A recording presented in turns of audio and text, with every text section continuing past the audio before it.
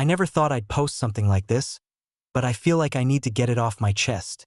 I'm 24, living in a cramped dorm apartment in Ann Arbor, working part-time at a coffee shop to make ends meet while finishing my last year of undergrad.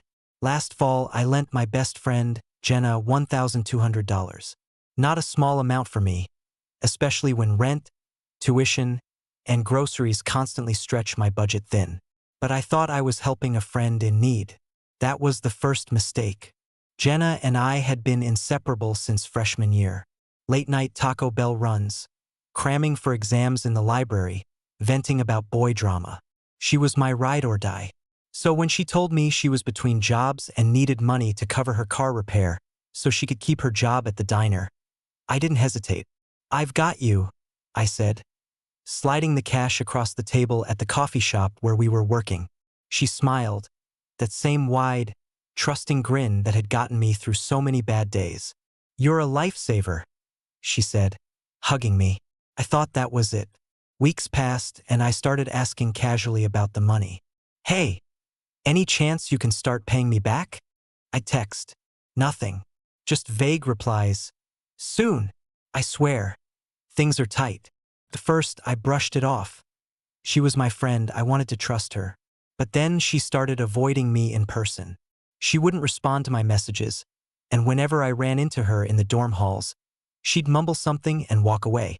Felt like I'd become invisible.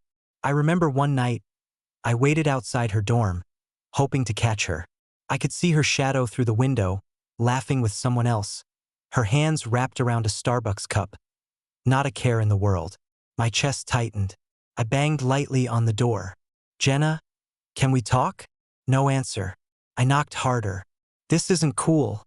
I need my money back." Silence.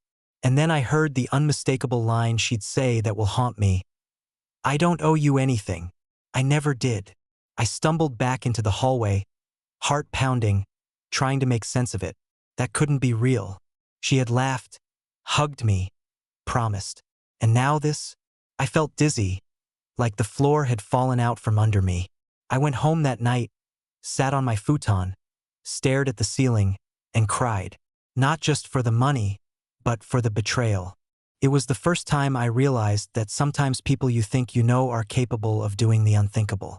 Over the next month, I tried everything to reach her. Texts, calls, even emails. I showed up at the diner where she worked, hoping to corner her for a conversation. Each time, she disappeared before I could approach. My friends started noticing my obsession. "You need to let it go," my roommate Marcus said. "It's just money, man." But it wasn't just money. It was the principle, and the fact that she'd erased me so easily.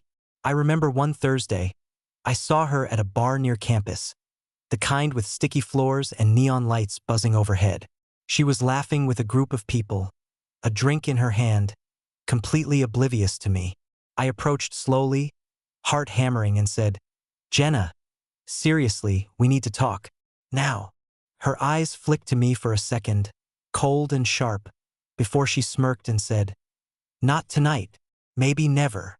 That smirk, that tone, it was like a knife twisting in my chest. I wanted to scream. Instead, I turned and walked away, head spinning, stomach sick. That night I couldn't sleep. I replayed every interaction, every smile, every promise. Was I too naive? Too trusting?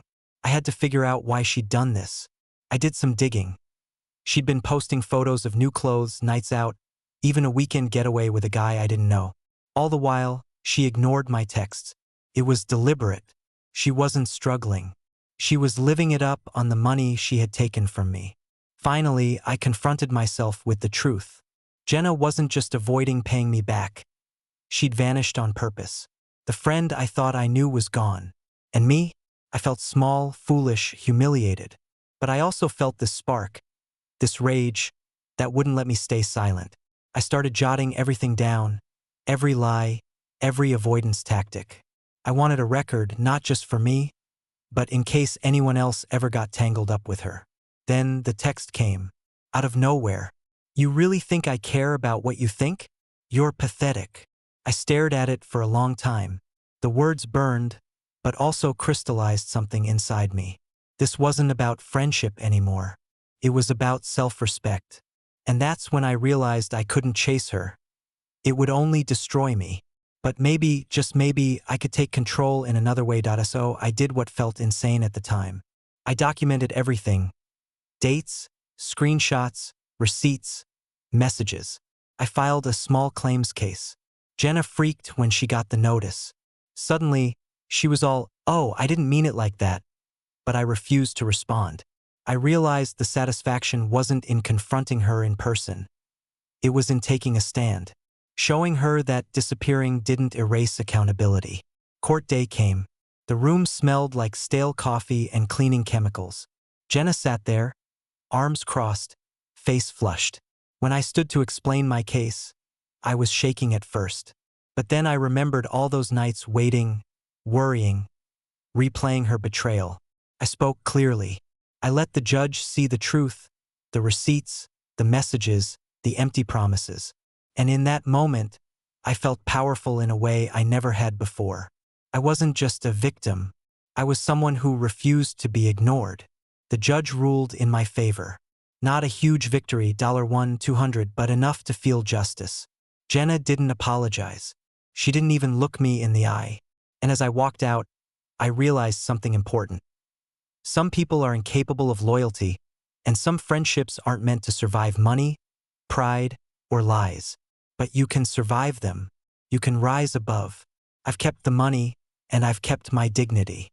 I've also learned to trust more carefully, to listen to that little voice that says, "Are they really your friend?"